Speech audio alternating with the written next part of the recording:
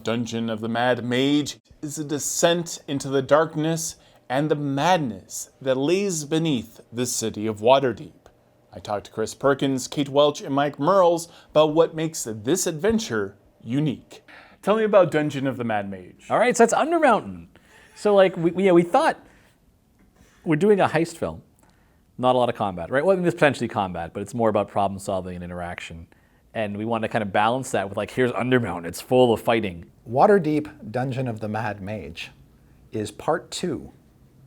It is a continuation of Waterdeep Dragon Heist. Basically, Waterdeep Dragon Heist takes you through levels 1 to 5.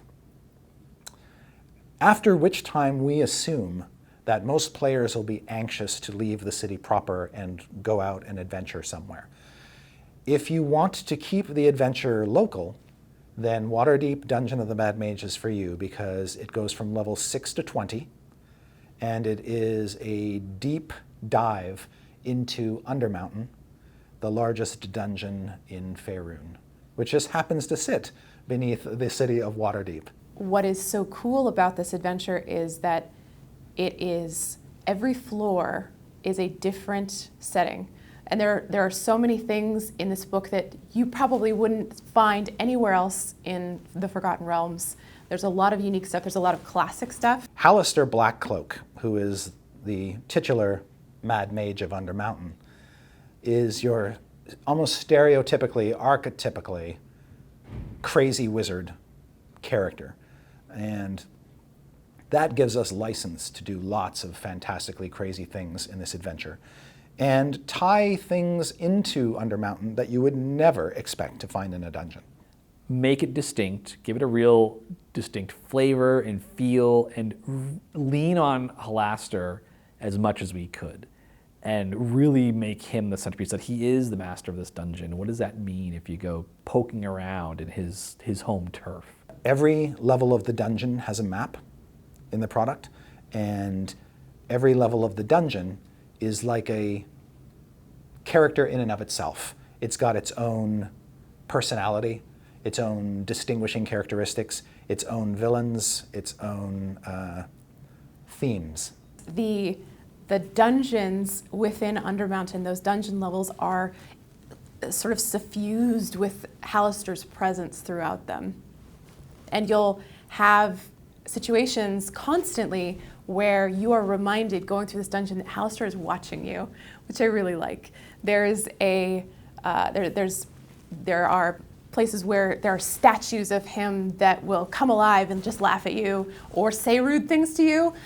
There are portraits of him that'll watch you, really classic. I mean, the thing with Halaster is he trapped in Undermountain or is he imprisoned in there? I mean, that's one of the interesting things to consider is what can he leave? What would happen if he got out? What would happen? What's he actually up to? There is a method to his madness, and there is something. He's up to something. He's not just wandering around and gathering monsters and luring adventurers down just for the fun of it. Though I guess for him it's probably fun. But he's an incredibly powerful individual. He's incredibly old, and understanding what he's up to, I think, is one of the big mysteries of the Forgotten Realms. That's the kind of thing that sort of people like Elminster probably put some time pondering over, and someone like Durnan keeping an eye on the place is probably useful for the world as a whole. You tell story in a dungeon by putting things there that are more than just simply obstacles, that are meant to be interacted with on some role-playing level. So there are creatures in the dungeon that are complex, that they're not necessarily meant to be killed. They can be reasoned with, or they want something, and if you give them that something, they'll give you something else. But what happens, what we try to do is, when you meet one of these things, it propels the story in a certain direction. You now have something else to look out for in the dungeon.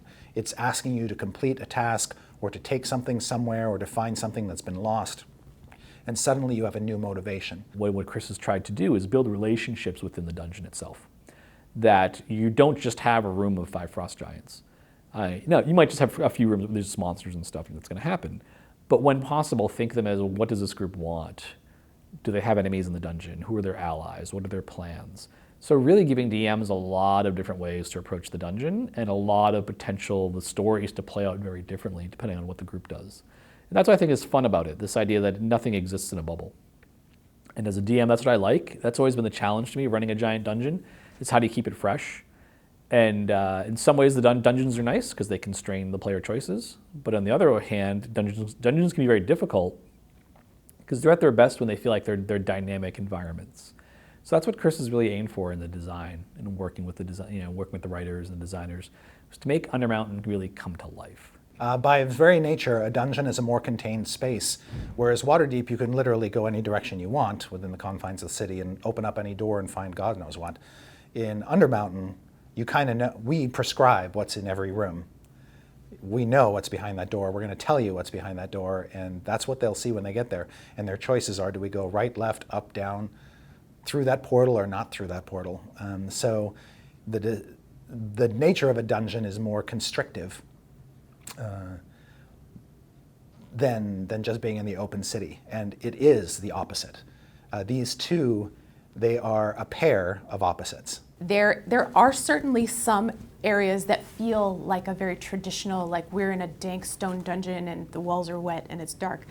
But there's also there are floors that have beautiful forest scenes, or there are floors that are sort of aquatic themed, or they have enchanted castles within them. You know, because Undermountain is enchanted and is magical, pretty much anything goes down there. And each level also has, to your point, a set of bad guys, potential allies, critters, NPCs that you can interact with. Sometimes those allies, those enemies are related to other events that are going on through other parts of the dungeon. So as you continue your delve, you might meet creatures who are related to folks that you met earlier, or have the same family ties and are affected by the adventures that you had on a previous level of Undermountain. There's an entire little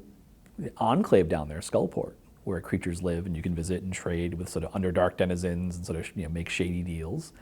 But it's more than that. So Halaster has this tendency, he has apprentices who claim parts of the dungeon, who each have this strange obsession that they settle on. Halaster himself wanders the dungeon. He's incredibly powerful. You might take that lift down from the Yawning Portal and wander around a bit and just cross paths with this incredibly powerful Archmage. And who knows what he's going to do to you. And there are portals that open up throughout the dungeon that draw in creatures from across Faerun and even across the plains.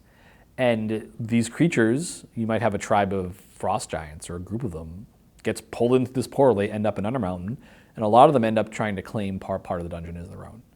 That they mark out their territory. I mean, obviously you're in a dungeon, so you need to find food and water and secure shelter. So naturally the monsters that get pulled in might start fighting amongst themselves. There's all of Halaster's weird experiments and his apprentices' weird experiments scattered about.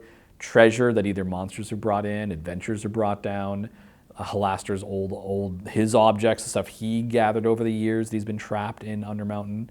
It's a giant potential treasure chest, but it's protected by like level after level of monsters literally pulled in seemingly at random. You never really know what's going to be around the corner. And you can explore it and you come back, it changes. Portals open up and more monsters come in. Halaster changes the layout. It's very, it is a somewhat unknowable place. And going there is a risk. I mean, it's really aimed for powerful adventurers. You can bring a first level character to Undermountain, but that's not, I mean, good luck. But it's great risks and great rewards. But there's also, because of that sense, of Halaster and his apprentices, there is a sense of danger there. Because again, no one really is quite sure what Halaster's up to and what his machinations are all building toward. If anything, he might just be what he looks like, a random, cursed, powerful wizard just doomed to wander the dozens of levels of Undermountain forever. And so it's intended to be start to finish. You could do an entire campaign with these two books, which is pretty tremendous. And I can't imagine, like the content in Dungeon of the Mad Mage is so dense that I I can't imagine going through it in less than like 8 months. If you play on a weekly basis, there's so much stuff in there. You are going to have so many adventures in this setting. You're not even going to want to know what to do with yourself. What we've done is we've taken a shot of a large piece of every dungeon, detailed that fully, and then created these passageways that lead off the map, these branches that are basically, they lead to expanded dungeon, where the DM can basically say, I'm going to expand this dungeon east and create my own content adjacent to what's detailed in the adventure. So we give every level the attention it deserves to give you and your players several sessions worth of game, and then you can decide on a case-by-case basis whether to expand that level of the dungeon out or not. Because they are all so completely different from each other, it is a joy. It is so much fun. And your players are going to be astonished when they move from one level to another and it's just a completely different thing. It's nothing like what they were in before. They got to completely change where they're at, who's the bad guy, what's the political dynamic down here. I think when the DM sees Dungeon of the Mad Mage and checks out the various levels, the urge to want to take the characters through those levels and find the things that are there and play and run the things that are there is going to be almost overwhelming. And I think they're going to be giddy with excitement.